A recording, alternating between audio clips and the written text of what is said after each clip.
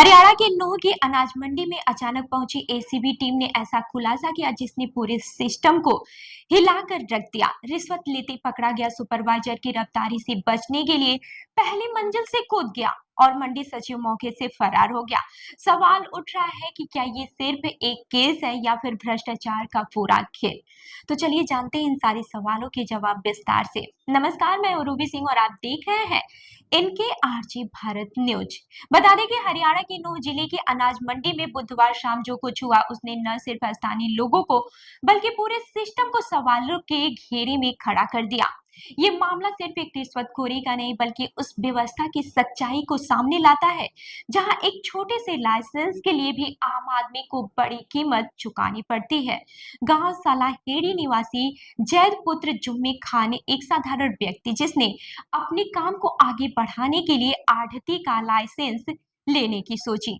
ये एक सामान्य प्रक्रिया होनी चाहिए, लेकिन जैसे ही वो मंडी पहुंचा उसे सिस्टम के असलियत का सामना करना पड़ा। आरोप है कि मंडी के सुपरवाइजर वेदपाल ने लाइसेंस जारी करने के बदले उससे 20,000 रुपए की मांग कर दी। सोचिए, जहां सरकार पारदर्शिता और डिजिटल इंडिया की बात करती है, वहीं जमीन पर लाइसेंस के लिए भी रिश्वत मांगी जा रही है। जैद को लगा कि शायद ये एक व्यक्ति की गलती है, इसलिए उसने मंडी सचिव मनोज कुमार से संपर्क किया। लेकिन यहाँ कहानी और भी चौंकाने वाली हो गई। सचिव ने कथित तौर पर 20,000 की जगह 15,600 रुपए देने का सुझाव दिया। यानी भ्रष्टाचार को खत्म करने की वजह उसे मैनेज करने का रास्ता दिखाया गया। यहीं से ये साफ हो गया कि ये मामला सिर्फ एक कर्मचारी का नहीं बल्कि पूरे सिस्टम में फैली गड़बड़ी का है। जब हर रास्ता बंद हो गया तब जैद ने हिम्मत दिखाई और एंटी करप्शन ब्यूरो यानी कि एसीबी के पास पहुंच गया। ये कदम आसान नहीं था क्योंकि सिस्टम के खिलाफ आवाज उठाना हमेशा जोखिम भरा होता है। एसीबी ने शिकायत को गंभीरता से लिया और तुरंत एक ट्रैप प्लान तैयार किया। ड्यूटी मजिस्ट्रेट अमित कुमार की निगरानी में पूरी रणनीति बनाई गई। जैद को कहा गया कि वो तय रकम लेकर मंडी जाए और जैसे ही वो पैसे देगा टीम तुरंत कार्रवाई करेगी। वहीं जैसे ही जैद ने वेदपाल को पैसे दिए, एसीबी ने मौके पर पहुंचकर उसे रंगे हाथों पकड़ लिया। ये एक ऐसा प्लान था जिसने साबित कर दिया कि अगर हिम्मत हो तो भ्रष्टाचार के खिलाफ कार्रवाई संभव है। लेकिन कहानी यही खत्म नहीं हुई। गिरफ्तारी से बचने के लिए वेदपाल ने जो किया उसने सबको चौंका दिया। वो पहली मंजिल से कूद गया। सोचिए, एक सरकारी कर्मचारी गिरफ्तारी से बचने के लिए अपनी जान जोखिम में डाल देता है। ये सिर्फ डर नहीं बल्कि उस मानसिकता को दिखाता है जहां पकड़े जाने का मतलब सिर्फ नौकरी नहीं बल्कि पूरा नेटवर्क उजागर हो सकता है। हालांकि ये कोशिश भी बेकार हो गई। वो घायल हो गया और एसीबी टीम ने उसे तुरंत पकड़ लिया। इस पूरे घटनाक्रम में सबसे बड़ा ट्विस्ट तब आया जब मंडी सचिव मनोज कुमार मौके से फरार हो गया।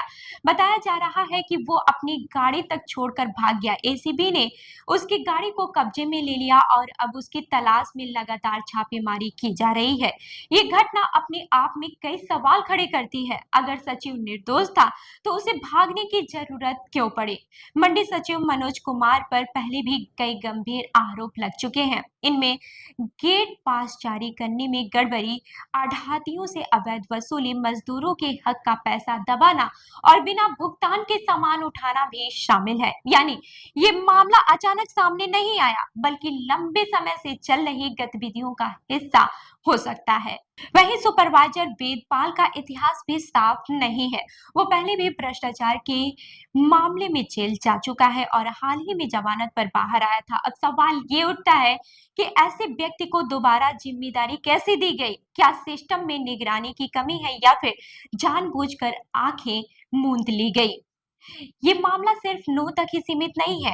देश के कई हिस्सों में इसी तरह के आरोप सामने आते रहे हैं जहां छोटे छोटे कामों के लिए भी लोगों से पैसे मांगे जाते हैं। ये एक बड़ा पैटर्न दिखाता है जहां भ्रष्टाचार सिर्फ एक व्यक्ति तक ही सीमित नहीं रहता बल्कि एक नेटवर्क के रूप में काम करता है। वेदपाल का पहली मंजिल से कूदना सिर्फ भागने की कोशिश नहीं थी, ये उस डर को भी दिखाता है जो ऐसे मामलों में पकड़े जाने की बात होता है। क्या ये डर कानून का था या फिर उस नेटवर्क का जो उसके पीछे खड़ा था। इस घटना के बाद से स्थानीय व्यापारियों और आम लोगों में काफी आक्रोश है। उनका कहना है कि अगर लाइसेंस जैसी बेसिक प्रक्रिया के लिए भी रिश्वत लेनी पड़े तो आम आदमी कहाँ जाए।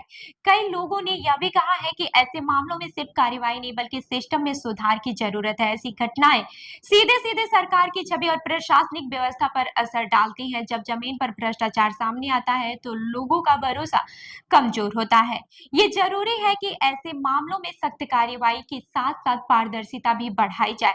एसीबी अब इस मामले की गहराई से जांच कर रही है, सचिव की तलाश जारी है और उसके खिलाफ सबूत जुटाए जा रहे हैं। संभावना है कि आने वाले दिनों में इस केस में और भी नाम सामने आ सकते हैं। वहीं लाइसेंस प्रक्रिया को पूरी तरह से डिजिटल और पारदर्शी बनाना, भ्रष्टाचार के मामलों में भी तेजी से कार्रवाई, पुराने आरोपों वाले अधिकारियों की सख्त जांच और आम लोगों को शिकायत करने के लिए सुरक्षित माहौल देना, ये काफी जरूरी है। ये मामला सिर्फ एक गिरफ्तारी का नहीं, ये उस सिस्टम का आईना है जहां आम आदमी को अपने हक के लिए भी लड़ना पड़ता है। आप क्या सोचते हैं? क्या ऐसे मामलों में सिर्फ गिरफ्तारी काफी है या फिर ये पूरे सिस्टम में बड़े बदलाव की जरूरत है? क्या आपने कभी भी ऐसी स्थिति का सामना किया है? कमेंट में अपनी राय हमें जरूर बताएं। मिलते हैं अगली खबर में, तब तक के लिए देखते रहिए एन के आरजे भारत न्यूज। धन्यवाद।